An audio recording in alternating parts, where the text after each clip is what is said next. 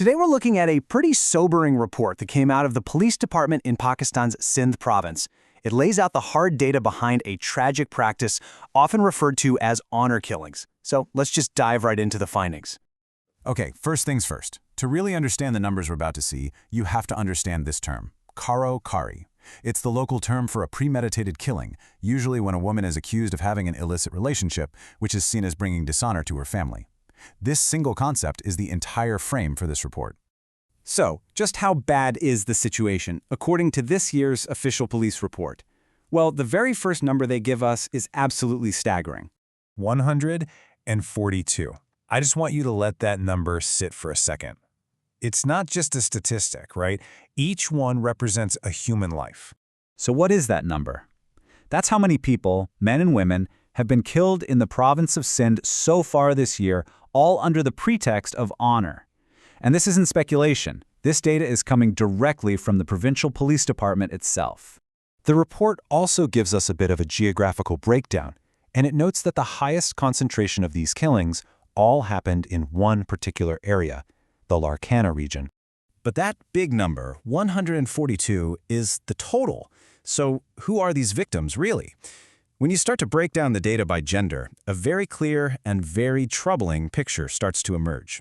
And the disparity is, well, it's just plain stark. Of the 142 victims, 105 of them were women. Only 37 were men. These numbers make it incredibly clear who the primary targets are. Women make up nearly 3/4 of all the victims. This brings us to what is, honestly, the most disturbing part of the entire report, the identity of the accused. Who is actually carrying out these killings? So yeah, that's the big question, isn't it? Who's responsible? The answer, pulled straight from these police reports, is deeply unsettling. What's so shocking is that the accused are almost never strangers. The data reveals that in 38 cases, the killer was the victim's own husband. In 24 cases, it was a brother. And in 6 of those cases, it was their father. The violence is coming from the people who are supposed to be the closest. And the circle of perpetrators just keeps widening from there. The report also lists sons and, can you believe it, even daughters among the accused. Beyond that immediate family, another 46 relatives were involved, along with some neighbors of friends. It really points to an issue that is deeply rooted within the family unit and the immediate community. You know, the report really sums up this horrifying fact with one single chilling line. Among the accused were 74 close relatives of the victims. That's a stark confirmation that this is overwhelmingly an internal, familial tragedy. So, finally, to put all of this year's numbers into some kind of perspective, the report lets us look at the trend. You have to ask, is this situation getting any better? And this side-by-side comparison makes the trend painfully clear.